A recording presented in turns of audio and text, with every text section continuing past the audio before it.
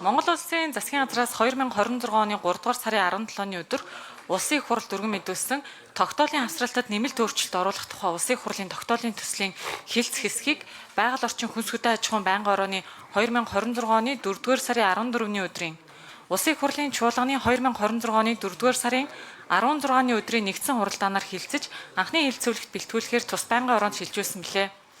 Байнгын хороо тогтоолын хавсралтад нэмэлт өөрчлөлт оруулах тухай улсын их хурлын тогтоолын төслийг байнгын хорооны болон чуулганы нэгдсэн хуралдаанаар хилцүүлэх бэлтгэл хангах үүрэг бүхий ажлын хэсгийг байнгын хорооны 2026 оны 01 тоо тогтоолоор байгуулсан бөгөөд ажлын хэсгийн ахлагчаар улсын их хурлын гишүүн Б уянга, бүрэлдэхүүнд улсын их хурлын гишүүн Алтан Шагаа, Б Бэйсэн, М Ган Хүлэг, Ж Чимбүрэн, А Ундраа нар ажиллаа.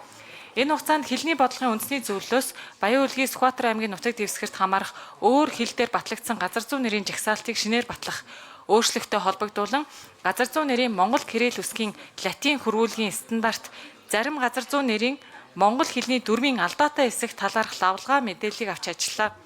Мөн ажлын хэсгийн ахлагчаас Баян Улгийн аймагт хамаарах зарим газар зүйн нэрийн талаар Монголын туваачуудын нийгэмлэгээс ирүүлсэн саналтай холбогдуулан тус нийгэмлэгийн төлөөлөлтөд уулзаж санал солилцсон холбогдох тайлбар мэдээллийг өгсөн болно.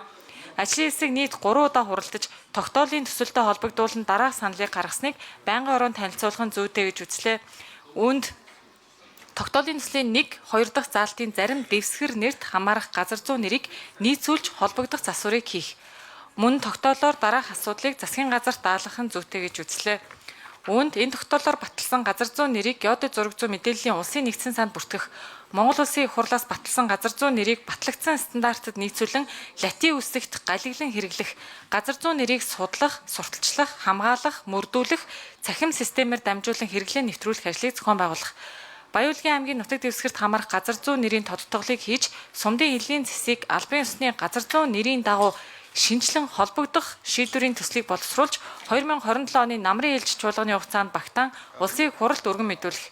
Төслийн нэр томьёог жиглэх, хууль тогтоомжийн тухай хууль нийцүүлэн, тогтоолын заалтын дугаарыг нийцүүлж өөрчлөн, бүтэц найруулга, латин хөрвүүлэгт холбогдох хууль зүйн техникийн засварыг хийлээ.